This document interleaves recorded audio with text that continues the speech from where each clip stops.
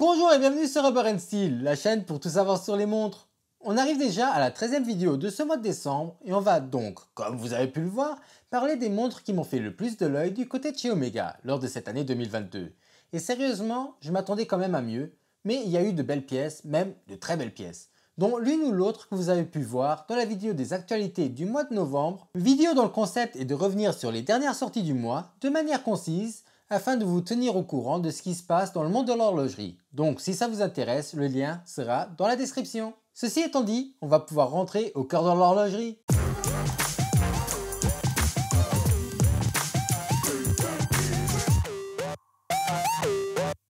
La première montre qui a fait beaucoup parler d'elle parce qu'elle est sortie en plein de couleurs différentes et qui a fait un peu comme Rolex avec ses Oyster perpétuels, c'est la Seamaster Aquaterra, qui est une sublime montre, mais je ne suis pas fan de ces nouvelles couleurs trop flash à mon goût. Sinon, c'est du Omega, donc on ne peut pas se tromper.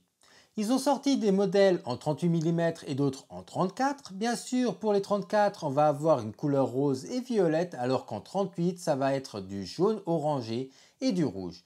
Les montres sont étanches à 150 mètres et ont une réserve de marche de 55 heures pour un prix de 6 800 € pour les modèles à 38 mm et également pour ceux à 34 mm de diamètre. Les nouveaux modèles de Planet Ocean font partie de mes coups de cœur, avec d'un côté ce cadran brun avec sa lunette orange, très osé, ce cadran blanc avec la lunette bleue ou encore celle à cadran bleu avec la lunette noire qui me fait un peu trop penser à la Deep Sea de chez Rolex avec son cadran bleu qui part vers le noir. Les montres sont étanches à 6000 mètres de profondeur, ce qui est énorme comme leur diamètre d'ailleurs, qui est de 45,5 mm. Prix de ces montres, un peu moins de 13 000 €. On y va crescendo et là c'est déjà un modèle que je serais vraiment prêt à m'acheter tellement je le trouve beau.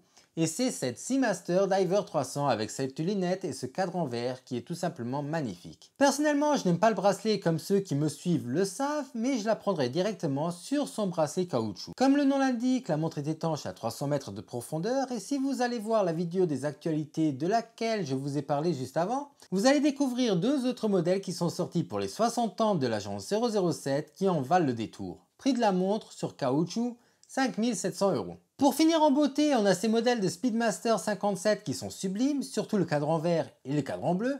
Le noir, je le trouve un peu trop fade à côté des autres. En plus, elles viennent avec une très bonne taille de 40,5 mm.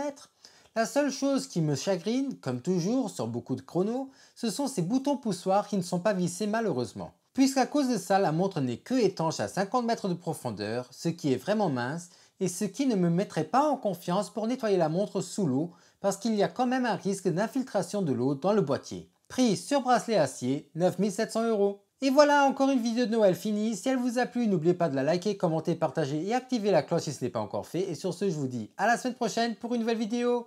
Au revoir.